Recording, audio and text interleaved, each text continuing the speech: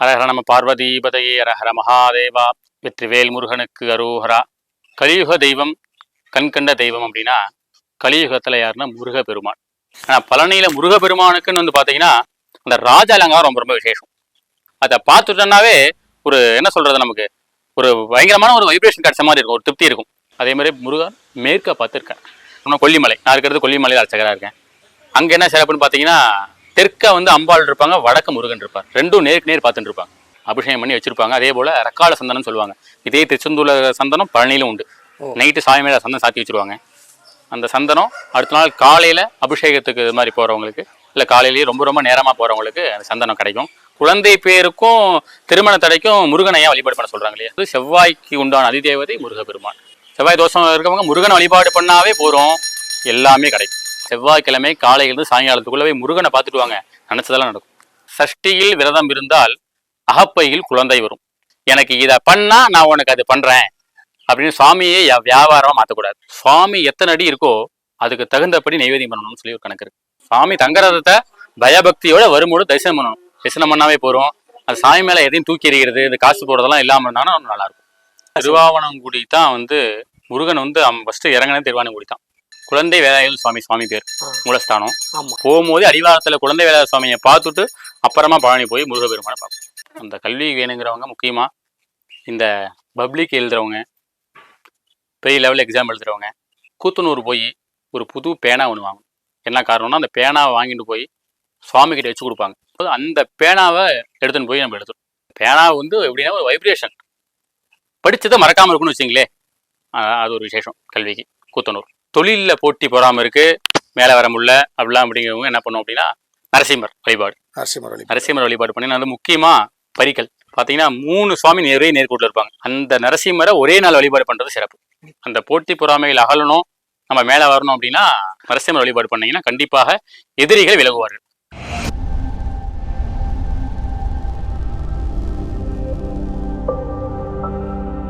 ஹரஹர நம பார்வதீபதையே ஹரஹர மகாதேவா.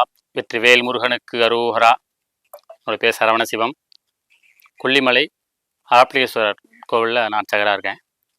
பார்த்தீங்கன்னா கலியுக தெய்வம், கண்கண்ட தெய்வம் அப்படின்னா கலியுகத்தில் யாருன்னா முருகப்பெருமான். முருகப்பெருமானுக்கு மட்டும் கலியுகத்தில் ரொம்ப அதிகமான கும்பாபிஷேகங்கள் நடக்கும். முருகனுக்கு என்னன்னா கலியுகத்தில் கண்கண்ட தெய்வம் முருகப்பெருமான் அப்படின்னு சொல்கிறாங்க. அதனால் முருகன் வழிபாடு ரொம்ப விசேஷம். அதுவும் நம்ம தமிழ்நாட்டில் முருகப்பெருமானுக்கு ரொம்ப ரொம்ப விசேஷமாக தைப்பூசம், பங்குனி உத்திரம் இதெல்லாம் காவடி எடுத்து பழனி போகிறது, திருச்செந்தூர் அறுபடை வீட்டில் எங்கெங்கே போகணுமோ அங்கே எல்லாருமே போகிறது சிறப்பாக இருக்குது. முருகப்பெருமானுக்கு ரொம்ப ரொம்ப விசேஷமான விரதங்கள் உண்டு. அதில் ஒன்று சஷ்டி விரதம். சஷ்டியிலேயே கந்த சஷ்டி அப்படிங்கிறது அந்த 6 நாள் விரதம் இருக்கிறது ஒன்று, மாதத்தில் வரக்கூடிய சஷ்டியில விரதம் இருக்கிறது ஒன்று. 2 வகை விரதங்கள் இருக்கு. பார்த்தீங்கன்னா சட்டியில இருந்தாதான் இதில் வந்து குழந்தை வருங்கிறதுக்கு பதிலாக என்ன பண்ணிட்டாங்க, நம்ம சட்டியில இருந்தாதான் சாம்பார் வருங்கிற அளவுக்கு நம்ம பழமொழியை மாற்றிட்டாங்க. சஷ்டியில் விரதம் இருந்தால் அகப்பையில் குழந்தை வரும், அதான் அந்த பழமொழி. இந்த பழமொழி நம்ம என்ன பண்ணுறோம், சட்டியில் இருந்தால் தானே வரும் சாம்பாருங்கிற அளவுக்கு நம்ம கொண்டு போய் வச்சிருக்கிறாங்க. முறையான வழிபாடு சஷ்டியிலானா பெண்களும் சரி ஆண்களும் சரி, குழந்தை பாக்கியம் இல்லாதவங்க சஷ்டி விரதம் இருக்கணும். சஷ்டி விரதம் இருக்கிறதுக்கு முடிந்த அளவுக்கு கந்த சஷ்டியிலிருந்து அந்த சஷ்டி விரதம் நம்ம ஆரம்பித்தோம் அப்படின்னா அடுத்த கந்த சஷ்டி வரத்துக்குள்ள கண்டிப்பாக குழந்தை பாகியம் வரும் அப்படிங்கிறாங்க. அது எப்படின்னா இந்த 6 நாள் கந்த சஷ்டி ரொம்ப ரொம்ப விசேஷமாக பார்த்தீங்கன்னா திருச்செந்தூர் நடக்கும். அதில் வந்து விசேஷமான ஸ்தலம் எதுனா திருச்செந்தூர்.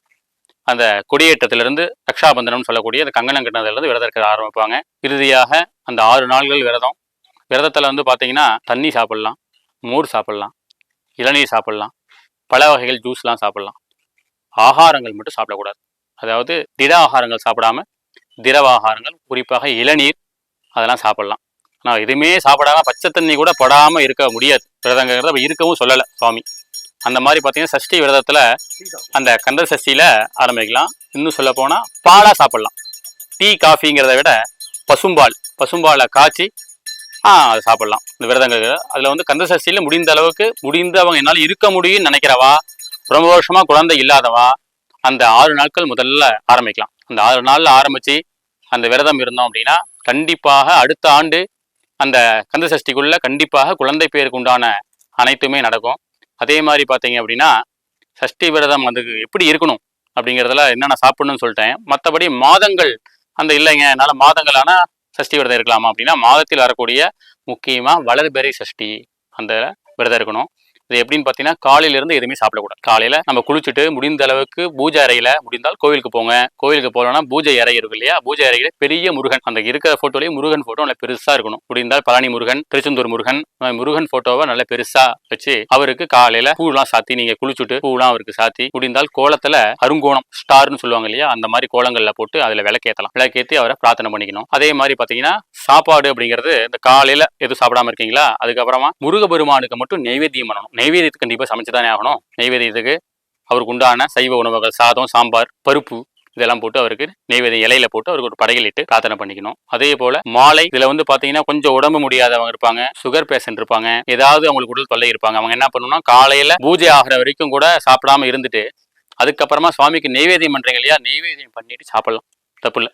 இலை போட்டு சாப்பாடு ஒரே வேளை சாப்பாடா சாப்பிடலாம். அதுக்கு விரதத்துல அதுக்கு உண்டு.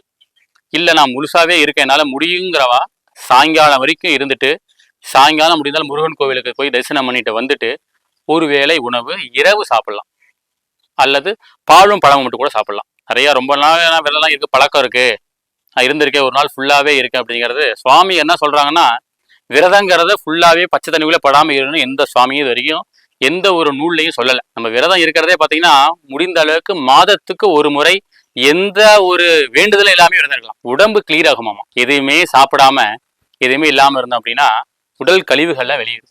விரதங்கிறத அப்படி உண்டு பண்ணியிருக்காங்க நம்ம முன்னோர்கள்லாம். அதனால விரதம் இருக்க முடியவங்க இப்படி இருக்கலாம். இல்லை நான் சாப்பிட்னா கூட ஒரு வேளையும் சாப்பிடலாம்.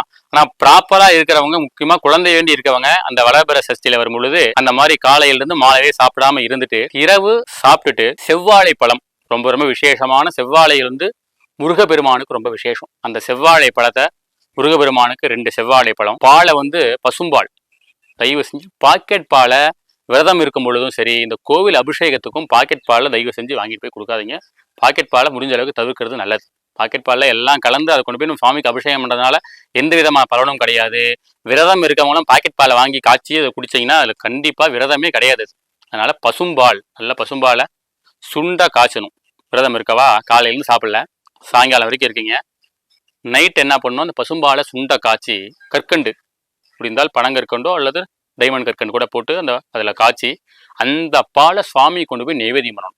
முருகப்பெருமான் கிட்ட வச்சு அந்த பாலையும் அந்த செவ்வாழை பழம் வெத்தலை பாக்கு வச்சு நல்லா பிரார்த்தனை பண்ணணும். கணவனும் மனைவியும் கண்டிப்பாக குழந்தை பேர் உள்ளவா, குழந்தை பேர் வேணும்னு நினைக்கிறவா அப்படி பிரார்த்தனை பண்ணிட்டு சுவாமிக்கு நமஸ்காரம் பண்ணிட்டு அந்த பாலை அந்த பழத்தை 2 பேரும் இரவு சாப்பிடணும். அதே மாதிரி கண்டினியூவா அந்த செவ்வாழை பழத்தையும் அந்த பாலையும் நைவேத்தியம் பண்ணி சாப்பிட கண்டிப்பாக முருகப்பெருமான் அருள் கண்டிப்பா எல்லாருக்கும் கிடைக்கும். அந்த குழந்தை வேண்டி யார் விரதம் இருக்காளோ கண்டிப்பாக அந்த குழந்தை கண்டிப்பா கிடைக்கும். ஏன்னா முருகப்பெருமான் போல கொடுக்கும் தெய்வம் கலியுகத்தில் எந்த கடவுளும் கிடையாது. அதனால முருகனை முக்கியமான சஷ்டி விரதம் பத்தி நிறைய இடத்துல சொல்லியிருக்கேன். இங்கேயும் என்ன சொல்றேன் அப்படின்னா, முடிந்த அளவு சஷ்டி விரதத்தை நல்லா முருகனை பிரார்த்தனை பண்ணிட்டு கண்டிப்பா உள்ளுக்குள்ள ஆத்மார்த்தமா பிரார்த்தனை பண்ணிக்கணும். அது கண்டிப்பா அவர் கொடுப்பார். இது நடந்தா அதே மாதிரி கோவிலுக்கு போய் வேண்டுதல் வைப்போம் சுவாமி கிட்ட, எனக்கு கல்யாணம் ஆயிருச்சுன்னா அந்த அபிஷேகம் பண்றேன், எனக்கு குழந்தை பிறந்துட்டா அந்த அபிஷேகம் பண்றேன். அது கண்டிப்பா பிரார்த்தனையே கிடையாது. சுவாமி நினைச்சுக்கிறோம், அவர் நடத்துவார், சந்தோஷமா அபிஷேகம் பண்ணுங்க, அன்னதானம் பண்ணுங்க, எல்லாம் பண்ணலாம். சுவாமி கிட்ட இது அல்லது அதுன்னு சுவாமி கிட்ட அப்படி கோரிக்கை கேட்கக்கூடாது. நம்மளை படைச்சவருக்கு நமக்கு எப்ப என்ன தரணுங்கிறது அவருக்கு தெரியும். நம்ம என்ன பண்ண போறோம்னா, நான் இருக்கேன், ரொம்ப கஷ்டப்படுறேன், இன்னும் கொஞ்சம் பார்த்து கொஞ்சம் சீக்கிரமா பண்ணக்கூடியதை கொஞ்சம் சீக்கிரமா பண்ணி இறைவா நம்ம பிரார்த்தனை பண்றதோட தான் இருக்கணும். எனக்கு இதை பண்ணா நான் உனக்கு அது பண்றேன் அப்படின்னு சுவாமியே வியாபாரமா மாற்றக்கூடாது. எனக்கு பண்ணா சாமிக்கு அபிஷேகம் பண்றேன், எனக்கு அது நடந்துட்டா சாமிக்கு வசனம் சாத்துறேன் அப்படின்னு யாருமே பிரார்த்தனை பண்ணாதீங்கோ. எல்லாமே சுவாமி ஆத்மா பிரார்த்தனை பண்ணிட்டு கண்டிப்பா சஷ்டி விரதம் இருந்தோம் அப்படின்னா, கண்டிப்பாக சஷ்டி விரதம் இருந்தால் அகப்பையில் குழந்தை வரும் அப்படிங்கிறத நட்ட சொல்லிக்கிறேன். கும்பாபிஷேகம் இது வரைக்கும் சர்வசாதகமாக இருந்து ஒரு 500 கும்பாபிஷேகம் பண்ணியிருப்போம். பழனிக்கு குலதெய்வமாக நீங்கள் வணங்குறீங்கன்னு எல்லாம் நண்பர்கள்லாம் சொன்னாங்க, கேள்விப்பட்டோம். பழனி பற்றி ஒரு அறிய முடியாத ஒரு சிறப்பு எதாசன். பழனி என்ன ஏன் இன்னும் சிறப்பாக இருக்குது? திருப்பதி மாதிரி பழனி எப்பயுமே மக்கள் கூட்டம் இருந்துகிட்டே இருக்கு இல்லையா? என்ன சிறப்பு பழனி? நமக்கு பார்த்தீங்கன்னா, எப்படி ஆந்திராவில் அந்த மாநிலத்துக்கு எப்படி திருப்பதியோ அதுபோல் நம்ம தமிழ்நாட்டுக்கு சிறப்பான ஒரு இதுன்னா பழனி. அது என்னன்னா, இப்போ வியாபார ஸ்தலமாக இருக்குது பழனி.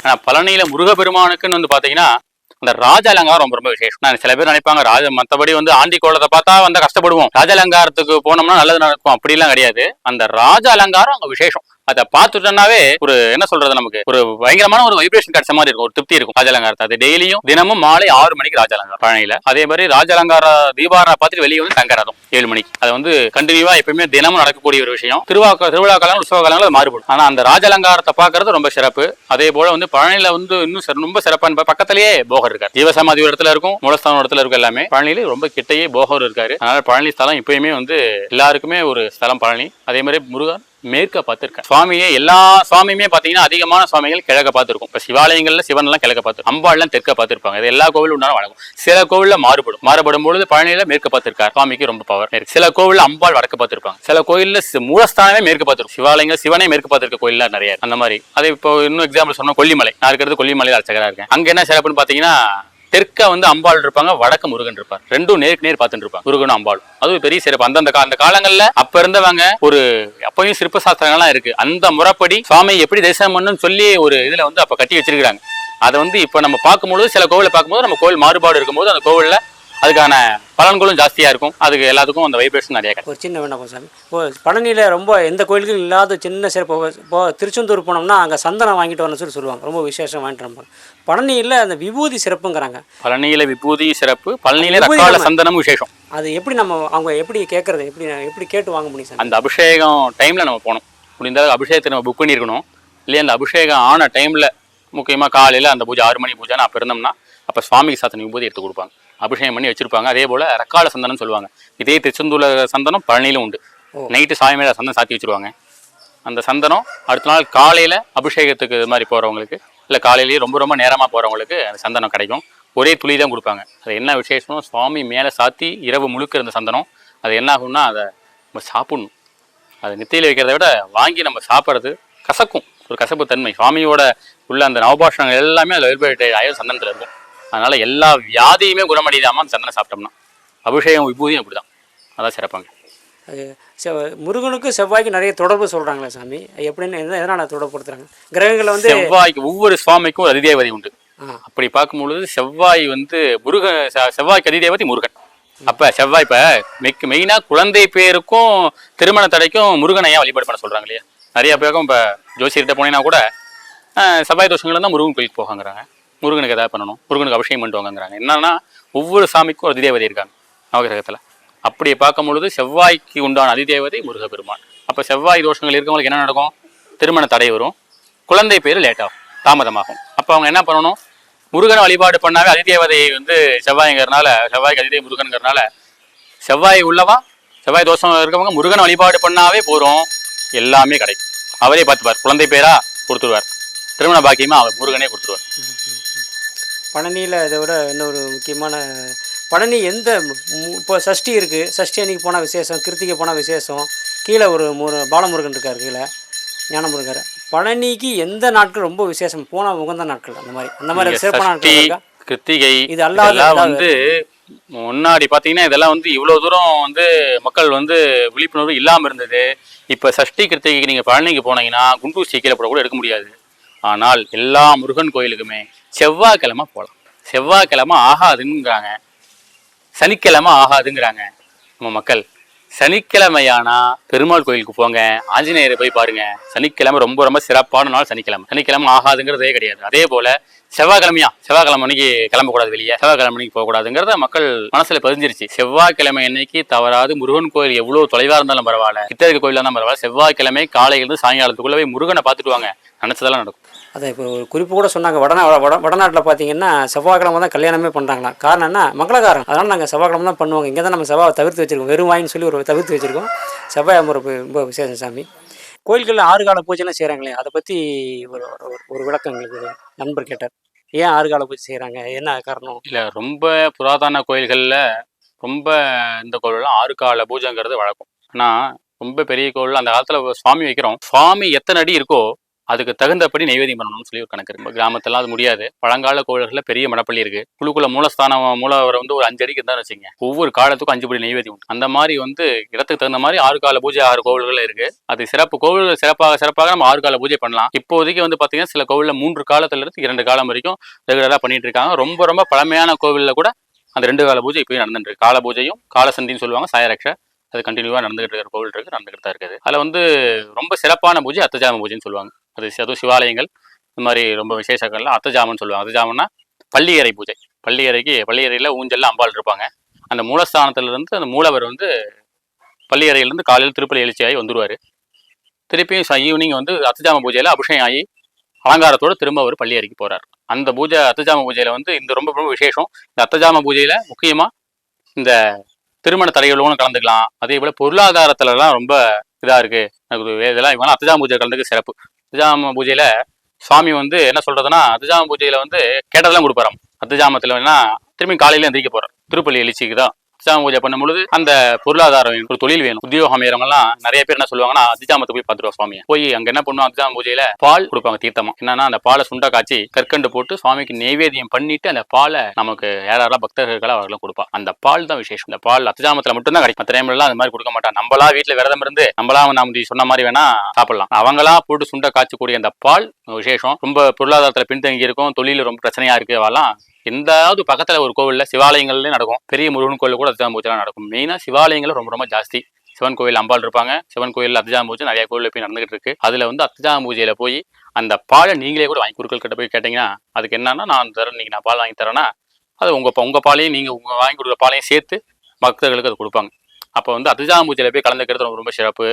இந்த பொருளாதாரத்துல இருக்கவங்க வியாழ கிடைக்கிறவங்க எல்லாமே அந்த பூஜைக்கு எப்பவுமே ஒரு சிறப்பு இருக்கு. இன்னொரு சிறப்பு செய்தி சாமி. சிறப்பு என்னன்னா, நிறைய கோயில்களில் ஒரு சில சிறப்புகள் இருக்கும் போறாமே. சித்திரை விசேஷம் சொல்லுவாங்க. அந்த மாதிரி பழனினால எல்லா மனசுலையும் படுறது என்னன்னா தங்கத்தேர். முருகனை கூட மறந்துடுறாங்க. அந்த தங்கத்தேர் பார்க்கணும்ப்பா, 7 மணிக்கு கரெக்டாக 6 மணிக்கு போனாங்க. தங்கத்தேர் அப்படின்னு தான் நமக்கு அவ்வளோ சிறப்பு காரணம் இல்லை. அதாவது நம்ம தமிழ்நாட்டை பொறுத்த வரைக்கும் ரொம்ப தங்கரதம் அப்படிங்கிறது ரொம்ப ரொம்ப கம்மி. வடநாடுகளில் மற்ற கோவில் எல்லா பக்கமே தங்கத்தில், ஏன் வைரத்தில் கூட எல்லாம் வச்சு எல்லாம் பண்ணிட்டு இருப்பாங்க. சொல்ல வேணாம், திருப்பதி. நம்ம தமிழ்நாட்டில் அதை வந்து ப்ராப்பராக தினமும் நடக்கக்கூடிய ஒரு தேர் எதுன்னா பழனி தங்கரதம். அது வந்து இப்போ எல்லாருமே முந்தியெல்லாம் கொஞ்சம் தெரியாமல் இருந்தது. இப்போ எல்லாருக்குமே தெரியும். 7 மணி ஆனால் தங்கரதங்கிறது எல்லாருக்குமே தெரிஞ்சுது. அதில் என்ன பண்ணுறாங்கன்னா, தங்கரதத்தில் இருக்கிற முருகனை மட்டும் பிரார்த்தனை பண்ணணும். அதான் என்ன பண்ணுறாங்கன்னா, வரும்போது காசு தூக்கி சாமி மேலே அடிக்கிறாங்க. இப்பயும் நடந்துகிட்டு இருக்குது. சில்லற காசை எடுத்து சாமி மேலே தேர் மேலே போடுறது. அது தேர் லைட் எல்லாம் உடஞ்சு போயிடுது. அதனால வர்றவங்க என்னன்னா, சாமி தங்கரதத்தை பயபக்தியோட வரும்போது தரிசனம் பண்ணணும். தரிசனம் பண்ணாவே போகிறோம். அது சாமி மேலே எதையும் தூக்கி எறிகிறது, இந்த காசு போடுறதெல்லாம் இல்லாமல் இருந்தாங்கன்னா நல்லா இருக்கும். சுவாமி திருஆவினன்குடி முருகன் கீழே வந்ததா ஐதீகம். அதுக்கப்புறம் தான் பழனியை வந்து மகாலட்சுமி இந்த இடத்த தேர்ந்தெடுத்து முருகனுக்கு இடம் கொடுத்ததா ஐதீகம் சொன்னாங்க. திருஆவினன்குடி முருகனுக்கும் நம்ம முருகனுக்கும் என்ன ஒரு சிறப்பு? திருவாவணங்குடி தான் வந்து முருகன் வந்து ஃபர்ஸ்ட் இறங்கினே திருவாவணங்குடி தான். அதனால திருவண்ணாங்குடியில பார்த்தீங்கன்னா சுவாமி மயில் மேலேயே உட்காந்துருப்பார். ஆவினன்குடி, ஆவி குடியிருக்கும் குடி ஆவினன்குடி ஒரு பாடல் இருக்கு இல்லையா, அவன் என்னவா முருகன் மேலேயே உட்காந்துருப்பார். குழந்தை வேலாயுத சுவாமி பேர், மூலஸ்தானம். ஆமா. அதனால வந்து பாத்தீங்கன்னா அங்க வந்து முதல்ல முருகபெருமான அங்கதான் பிரார்த்தனையே பண்ணிக்கணும்.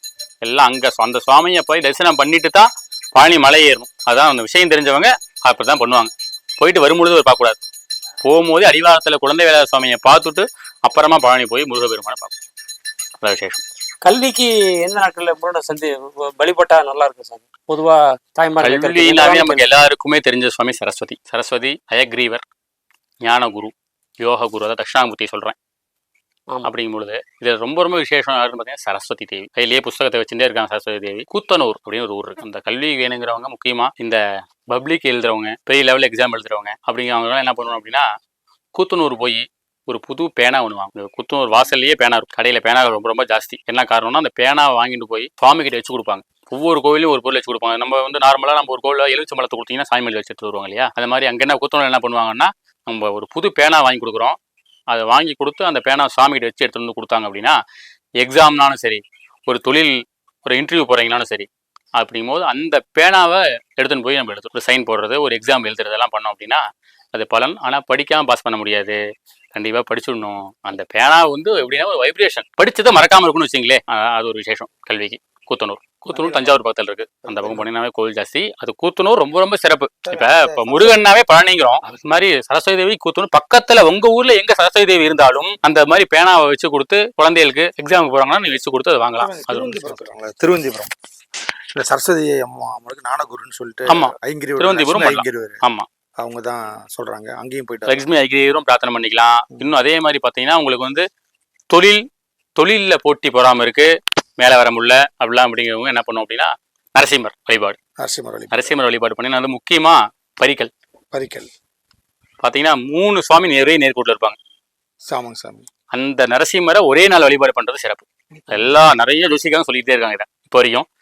அது கண்டிப்பா ஒரு சிறப்பு. கண்டிப்பா என்னன்னா தொழில நம்ம மேல வராம இருக்கிறதுக்கான காரணம் என்ன? ஒவ்வொருத்தருக்குமே அவங்கவுங்க தொழில போட்டி, அவங்க தொழில பொறாம. அது கண்டிப்பா மக்களை வந்து எதுவுமே பண்ண முடியாது. நம்ம சேஃப்டி நம்ம பாத்துக்கணுங்கிற மாதிரி என்னன்னா அந்த போட்டி பொறாமைகள் அகலணும், நம்ம மேல வரணும் அப்படின்னா நரசிம்மர் வழிபாடு பண்ணீங்கன்னா கண்டிப்பாக எதிரிகள் விலகுவார்கள். சரி சார், பரிக்கல் நரசிம்மர் கும்பிடலாம். அதே 3 நேர்கூட்டினா அவங்க வந்து 3 சொல்றாங்க பரிக்கல்ல இருந்து. இங்க பரிக்கல் 1, இன்னும் 2 இடம் சொல்றாங்களா? இது பக்கத்துல திருவந்திபுரம்ங்களா? பூவரசன் ஒண்ணு, இன்னொன்னு இல்ல அபிஷேக் பக்கம். இது 3 போக முடியல ஒரு இடத்துல கூட பார்க்கலாம். மெயின் பரிக்கல். சரிங்க சார், அதுதான். இது தொழில் வளர்ச்சிக்கும் கண்டிப்பா தொழில் வளர்ச்சி உதவும். தொழில் வளர்ச்சினாவே எதிரிகள் விலகினாவே தொழில மேல வந்து கண்டிப்பா. நீங்க இதே மாதிரி எங்களுக்கு கொல்லிமலையோட அறப்பளீஸ்வரரை பத்தி ஒரு சில சிறப்புகள்லாம் எனக்கு மறு ஒளிபரப்புல நீங்களுக்கு சிறப்பாக எடுத்து சொல்லணும். ரொம்ப நன்றி சாமி. நமஸ்காரம்.